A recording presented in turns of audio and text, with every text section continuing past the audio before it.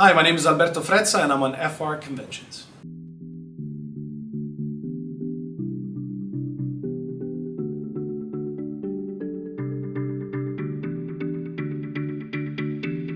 My audition process for Station 19 was quite long, but it was really nice. We had my first audition with just the casting director. Then I had an audition with Paris, Barkley, and the casting director. Then I had a third audition with Stacey McKee, who was the showrunner for the first 2 seasons. And then I had a chemistry read with Jaina, where we got together and they auditioned us to see what our chemistry would be like. So I think it was about a month and a half long. Yeah, so it was a long process.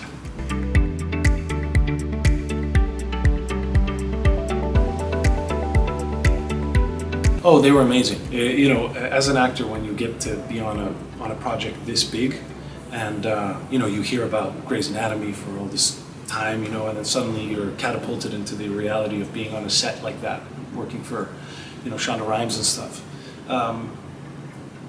You start to realize that your dreams are a reality, you know. And so, being on set, and I've known Grey for a very long time, so finding him on a project like this was also really cool.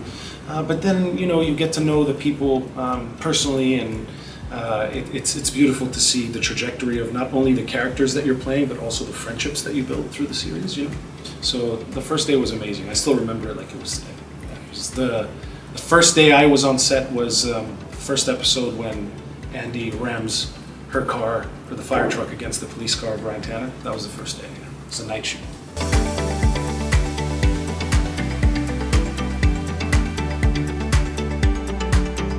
Yes, you know, we tried to do things as authentic as possible. Also, we didn't really follow Ryan into his day-to-day life, I would say, as a cop. He was more associated with the fire department, and he would be on the calls that the fire department would be called up to work out or help. So if there's one thing that I would have liked for the show was to follow Ryan in his personal life, or, you know, in his day-to-day job as a police officer. We saw a little bit of hints here and there, like the Jack and Ryan episode where Jack and him go on ride along and stuff like that. But it would have been nice to explore that just a little bit more.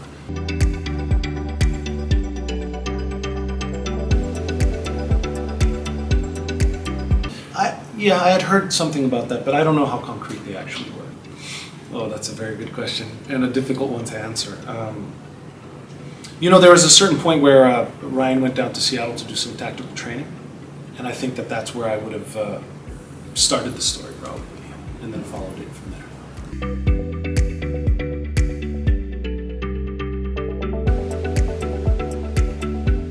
Jaina and I had a very genuine relationship from the very beginning. Her and it just felt like home, at least for me, and I think that she can speak to that too.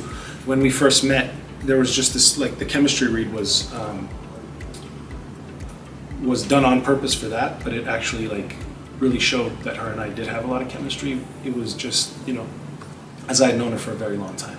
There wasn't any effort put in to try to get to know each other. It just happened very organically, and I think that showed on screen between her and I.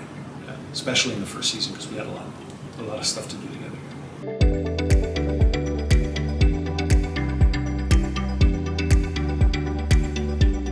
Yes, I think that there's, you know, in every relationship there needs to be a little bit of balance, and I think that what didn't work out for Andy and Ryan at the end of the day was they knew each other very well, and a little too well.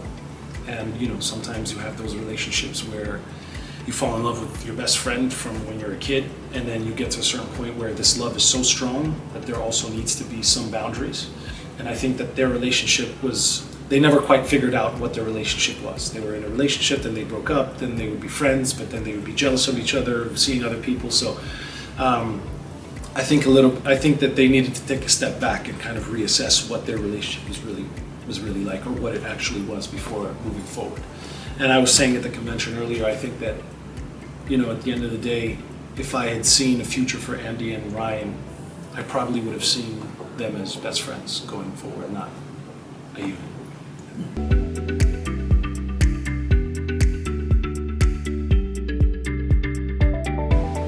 Yeah, it was fun. I don't remember like talking about it or making any kind of specific conversations about the love triangle, but you know, you're working with somebody that you've known for so many years, and then the dynamic was fun between all three of us.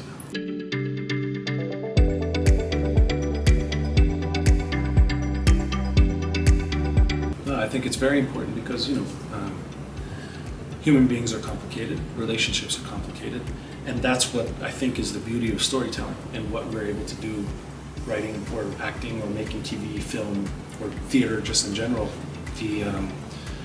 It's a way of expressing yourself, and I think it's very important and also very interesting to portray and tell stories about relationships that aren't perfect. And it teaches us a lot. It can help us heal, and I think it's just the best way of telling stories.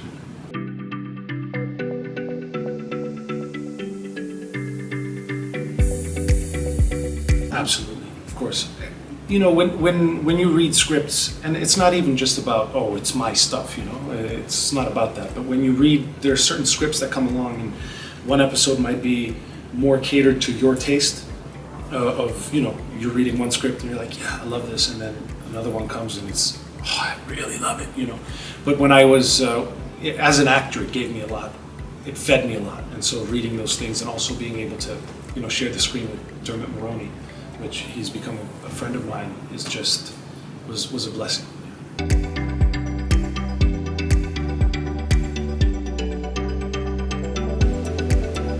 I got a call from Krista, and she explained to me the situation and what she had in mind for the next season, and then obviously reading it. But no, I found out a couple months before going into the third season that was what was going to happen, and then eventually reading the script.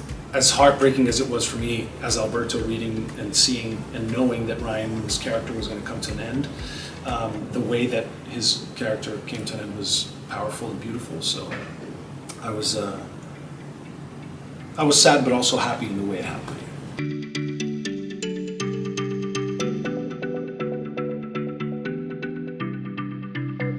Yeah, you know, you spend, you know, I think we were doing 17 episodes at the time, so it's 9 months with a group of people, and then suddenly you're not there anymore. So it's difficult, because when you go to set and you build these really, really close relationships with people that you spend hours and hours and hours, 16 hours a day sometimes together, and you build these friendships, and then, you know, LA is big and people get busy, and so one day out of the other, you don't see them very often. So yeah, it was sad from a personal standpoint.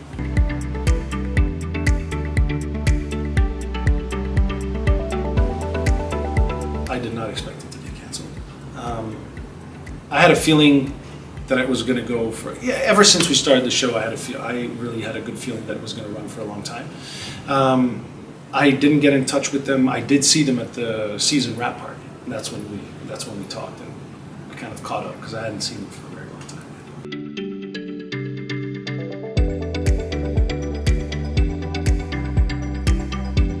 Oh, it's been amazing, and you know, it's very nice. I finished the show after the second season, and it's been I feel very honored that people, you know, still remember Ryan as a character and me as an actor, and that they come here and support me, but also the whole cast of Station 19 of Grey's Anatomy. So it's been amazing. Yeah.